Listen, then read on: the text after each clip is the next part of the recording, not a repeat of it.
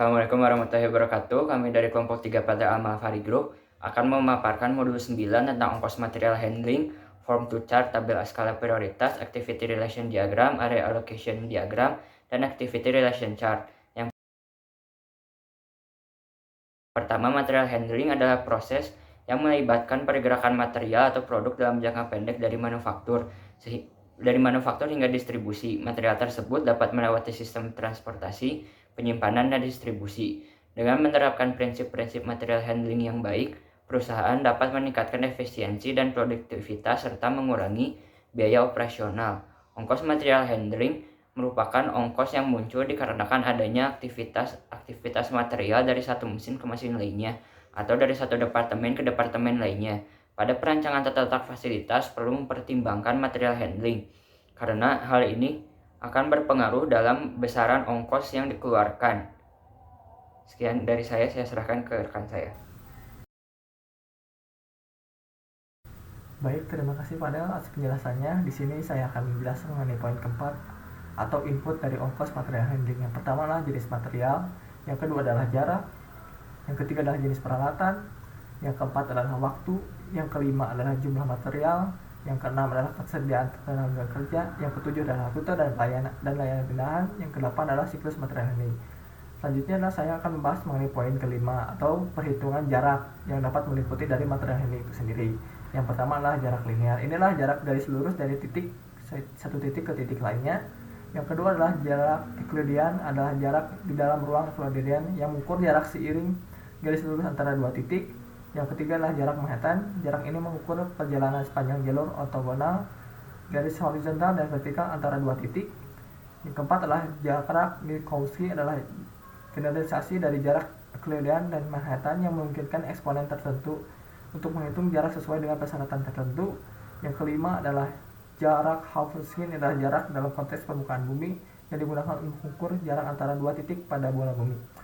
Sekian yang dapat saya sampaikan. Selanjutnya akan dilanjutkan saya. Baik, kembali lagi bersama saya Rifki.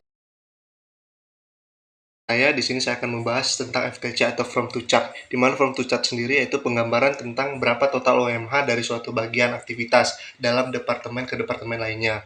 Lalu kemudian ada tabel skala prioritas atau TSP, yaitu suatu tabel yang menggambarkan urutan prioritas antar departemen atau mesin dalam suatu lintas atau layout produksi. Lalu kemudian ada perbedaan antara tabel skala prioritas inflow dan outflow. Di mana inflow sendiri yaitu digunakan untuk mendefinisikan dari elemen-elemen yang berkategori positif atau masuk dalam suatu keputusan yang positif.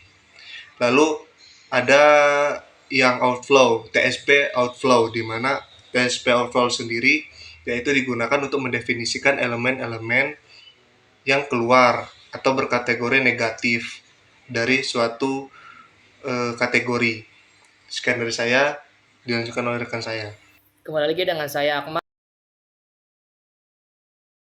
Pada kali ini saya akan membahas mengenai apa itu activity relationship diagram serta perbedaan antara activity relationship diagram dengan area allocation diagram. Jadi untuk pembahasan yang pertama itu activity relation diagram itu merupakan suatu alat visual yang digunakan dalam manajemen proyek untuk menggambarkan dan menganalisis hubungan antara berbagai aktivitas dalam sebuah proyek. Untuk perbedaan dari ARD atau ARD dengan AAD itu